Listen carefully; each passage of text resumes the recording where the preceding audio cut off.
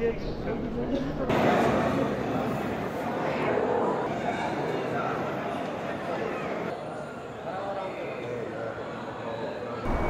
আলাইকুম। সাফা থেকে মারওয়া এই পাহাড়টি আপনাদেরকে দেখাবো কিভাবে সাই করে সবাই, এই জিনিসটা দেখাবো।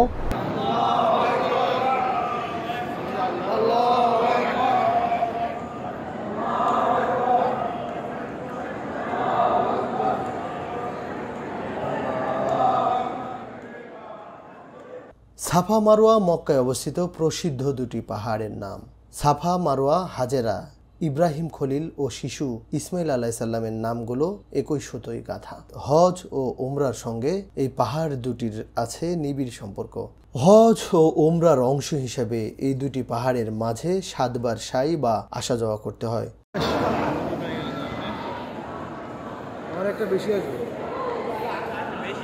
আল্লাহ বলেন, নিঃসন্দেহে সাফা ও মারওয়া আল্লাহ তাআলার নির্দেশগুলোর অন্যতম। সুতরাং যারা কাবা ঘরে হজ বা উমরা পালন করে তাদের পক্ষে এ দুটিকে প্রদক্ষিণ করাতে কোনো দোষ নেই। বরং কেউ যদি স্বেচ্ছায় কিছু নেকির কাজ করে তবে আল্লাহ তাআলা অবশ্যই তা অবগত হবেন এবং তার সে আমলের সঠিক মূল্য দেবেন। সূরা বাকারা আয়াত 128।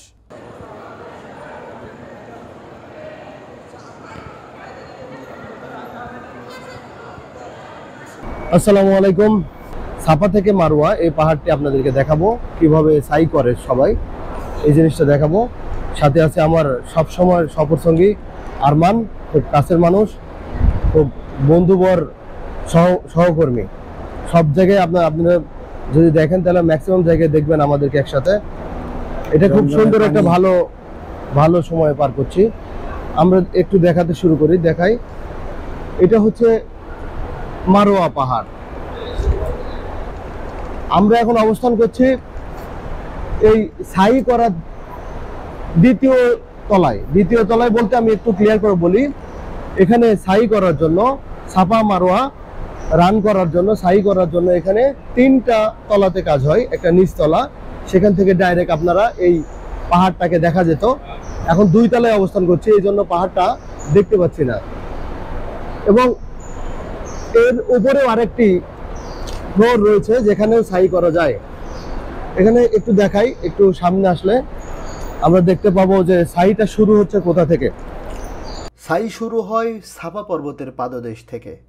আমরা জানি যে উমরা বা হজের নিয়ম অনুযায়ী কাবা ঘরকে 7 বার তোয়াফ করার পরে মাকামে ইব্রাহিমের সামনে 2 রাকাত নফল নামাজ পড়তে হয়। তারপর জমজমের পানি খেতে হয়। তারপর সাফা থেকে মারওয়া 7 বার সাই করতে হয়। কাবাঘর প্রদক্ষিণের পরপরই সাফা পাহাড় সামনে পড়ে, তাই সাইটা সাফা পাহাড় থেকে শুরু হয়। সাফা পাহাড় থেকে মারওয়া পাহাড়ে আসলে একটি সাই সম্পন্ন হয়, আবার মারওয়া থেকে সাফাতে গেলে আরেকটি সাই সম্পন্ন হয়। তো এখানে আরেকটা জিনিস আমি একটু বলে রাখি, এই পাশ দিয়ে যাওয়ার সময় সবাই হেঁটে যায়, আর মাঝখানে একটা লেন আছে, যে লেন দিয়ে যারা হাঁটতে পারে না, বয়স্ক বা বাচ্চা হুইল চেয়ারে করে নিতে হয়, তাদের একটা লেন রয়েছে। এখানে সাই করতে করতে যখন এই সবুজ অংশে চলে আসবেন তখন একটু দৌড়ানোর মতো করে জোরে জোরে সাই করতে হয়। এটা নাকি শুধু পুরুষ মানুষদের জন্য, মহিলাদের জন্য নাকি এই নির্দেশনা নেই। তো বন্ধুরা, আপনারা দেখতে পাচ্ছেন সবুজ প্রান্ত, এই সবুজ চিহ্নিত জায়গাটাতেই আমরা এইভাবেই সাই করার সময় দেখুন এই যে বয়স্ক মানুষটা একটু দৌড়ানোর ভান করছে, আর মেয়েরা বা মহিলারা স্বাভাবিকভাবেই যাচ্ছে। এই যে দেখুন পুরুষরা একটু দৌড়ানোর ভান করে যাচ্ছে। এটা হলো সেই সবুজ চিহ্নিত অঞ্চল।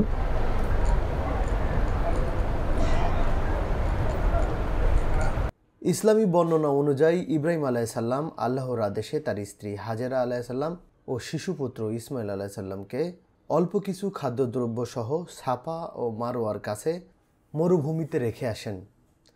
তাদের খাবার ও পানি শেষ হয়ে যাওয়ার পর হাজেরা পানির জন্য এই 2 পাহাড়ের মাঝে 7 বার যাওয়া আসা করেন।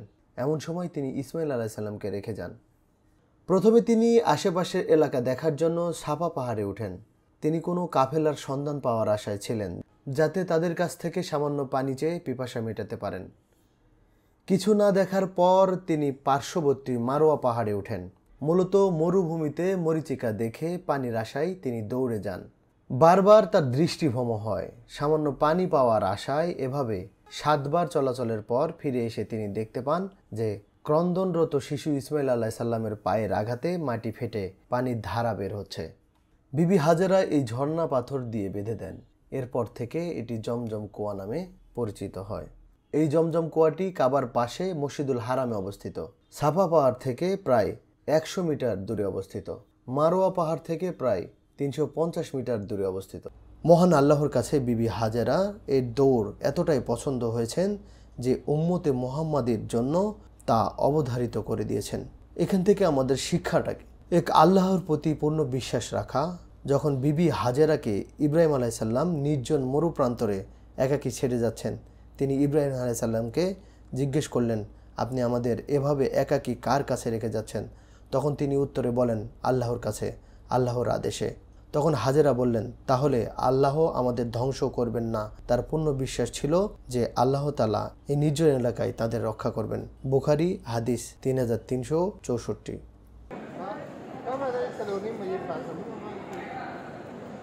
আসসালামু আলাইকুম বন্ধুরা, আমি এই সাফা মারওয়া সাই করার এই অবস্থায় আমার বাংলাদেশি খুব কাছের জেলা জয়পুরহাটের, আমার জেলা রাজশাহী, জয়পুরহাটের এক ভাইয়ের সাথে দেখা হলো। উনি এখানে কর্মরত অবস্থায় আছেন, আমি ওনার সাথে একটু পরিচিত হব।